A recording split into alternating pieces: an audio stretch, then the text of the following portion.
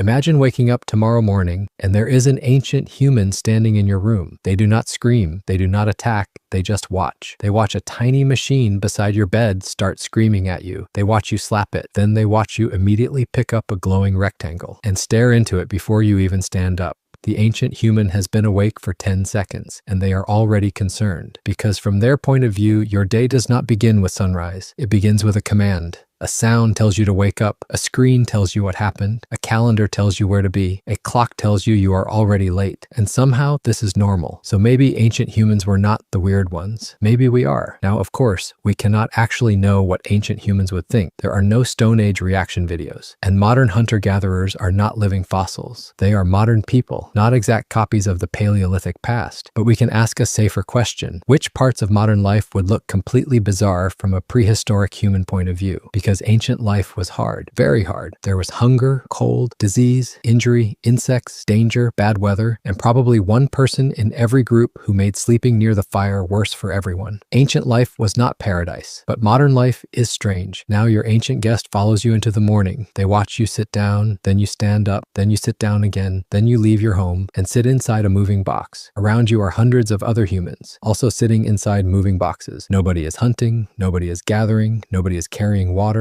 nobody is following tracks. Everyone is just sitting, waiting for the boxes to move. For most of human history, movement was not called exercise. It was just life. You moved to find food, carry water, gather plants, follow animals, build shelter, make tools. Movement was how the day happened. But in the modern world, movement has become optional. So the ancient human watches you arrive at work. You enter another box, you sit in another chair, and then you spend hours pressing tiny symbols on a glowing board. The ancient human whispers, "What are you making?" You say, "Mostly emails." They do not know what that means, and honestly, neither do we. You try to explain. The machine sends invisible signals. The signals move invisible numbers, and those invisible numbers decide whether you're allowed to keep living inside a room. The ancient human stares at you, then at the screen, then back at you. This is the moment they begin considering the forest, because ancient work was not easy. People had to gather plants, hunt animals, make tools, carry water, repair shelters, maintain fires, watch children, read weather, remember routes, process food, and avoid danger. But much of that work had a visible connection to life. Food, fire, water, shelter, tools, children, safety. Modern work is powerful. It builds medicine, cities, clean water systems, music, machines, and videos like this one. But it is also abstract. You can work all day, and at the end, nothing in your hands proves what happened. Just a tired brain, a sore back, and 47 unread messages marked urgent by people who are also confused. The ancient human is now deeply concerned. Then lunch arrives, and this does not help. To an ancient human, a modern supermarket would look like magic, and possibly a trap. Fruit in every season, meat without hunting, salt everywhere, sugar everywhere, food sealed in plastic, cold rooms full of dead animals, bread that survives longer than some friendships, drinks brighter than berries, tiny bags full of orange dust triangles. The ancient human might not say, "This is bad." They might say, "Why is all of this here?" And honestly, fair question. Ancient diets were not perfect. They changed by place, season, climate, tools, and luck. Sometimes there was plenty, sometimes there was hunger, but food was usually connected to something real, a place, a season, a plant, an animal, a skill, a risk, a landscape. Modern food often arrives as a product. You can eat a strawberry in winter, drink something that tastes like fruit but contains almost no fruit,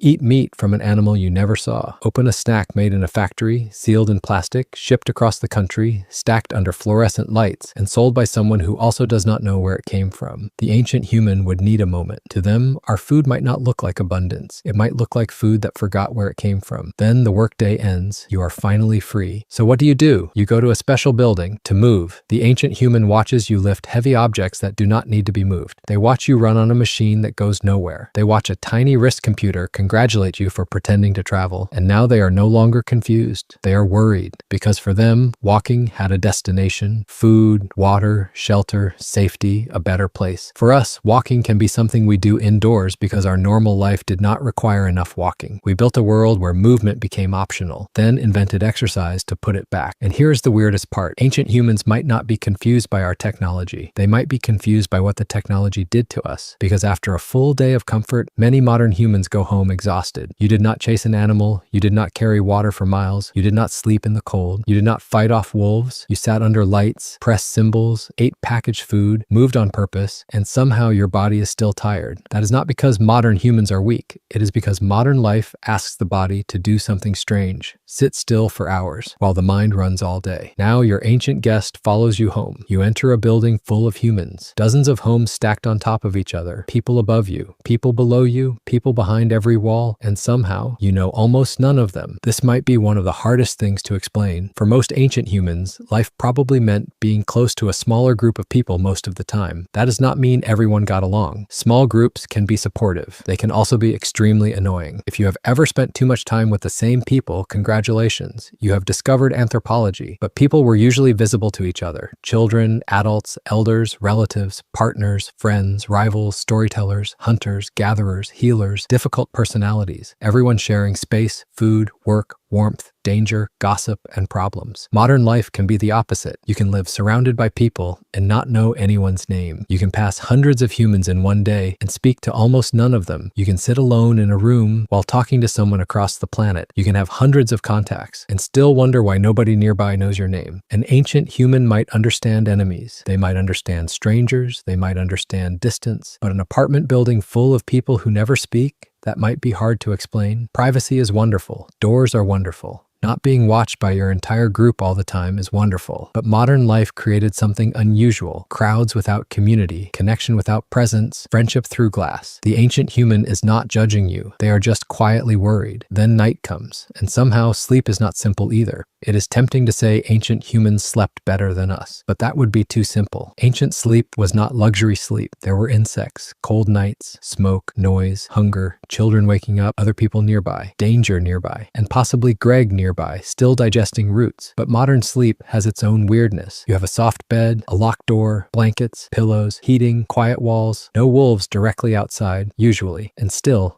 you are tired.